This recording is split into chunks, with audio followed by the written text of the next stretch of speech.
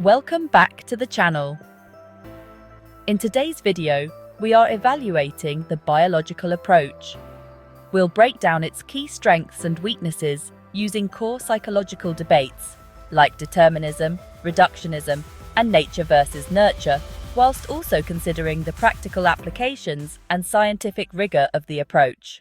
The biological approach assumes that all human behavior has a physical cause, whether it's our genes, neurotransmitters, or brain structure. In simple terms, it argues that our biology shapes who we are. One strength of the biological approach is that it takes a deterministic view of behavior. It argues that our actions are controlled by internal biological mechanisms outside of our conscious control.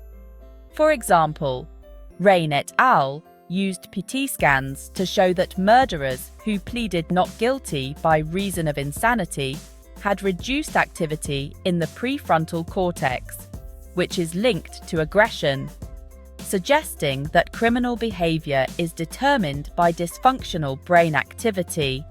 This suggests that biological differences in the brain can predict behavior, allowing researchers to identify patterns and causes of criminality. It's a strength because predictability helps psychologists treat and manage certain behaviors more effectively. However, determinism can also be seen as a weakness. If behavior is solely the result of biological factors, individuals may feel like they have no control or personal responsibility for their actions. The dopamine hypothesis of schizophrenia, for example, argues that the disorder is caused by changing levels of dopamine activity in different areas of the brain. This could imply that people experiencing psychosis have no agency, potentially making individuals feel powerless. A major strength of the biological approach is that it relies on scientific methods. It uses objective, controlled techniques like brain scans and genetic analysis to investigate the biological basis of behavior.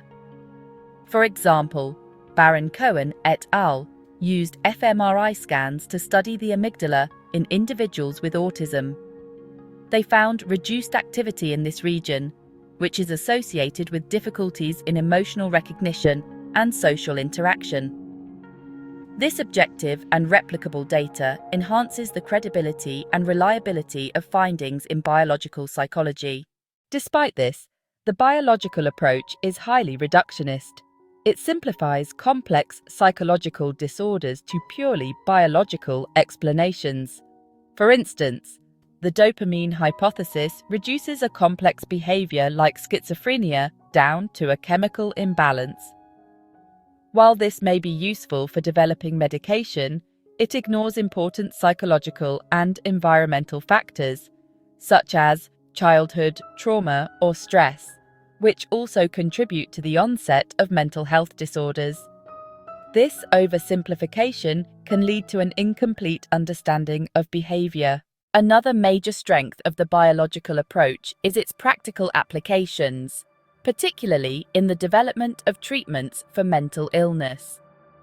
In the case of schizophrenia, research into dopamine levels has led to the creation of antipsychotic medications like chlorpromazine, which work by blocking dopamine receptors to reduce symptoms like hallucinations and delusions.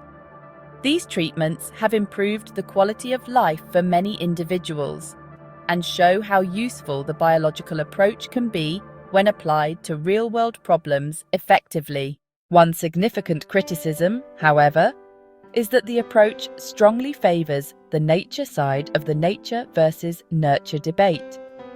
It assumes that behavior is primarily the result of innate factors such as genes, hormones, and neurotransmitters. For example, it attributes criminal behavior to a biological cause, like amygdala dysfunction, without considering how environmental factors like socialization or criminal role models might also play a role. This narrow focus on biology means the approach may fail to consider the full complexity of human behavior. So, what's the verdict? The biological approach is powerful. It provides a scientific, predictive, and practically useful framework for understanding behavior.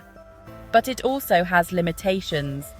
Its deterministic and reductionist stance can make people feel like they lack control, and its emphasis on nature neglects the role of environmental and social factors. While the biological approach explains a lot, it cannot explain everything.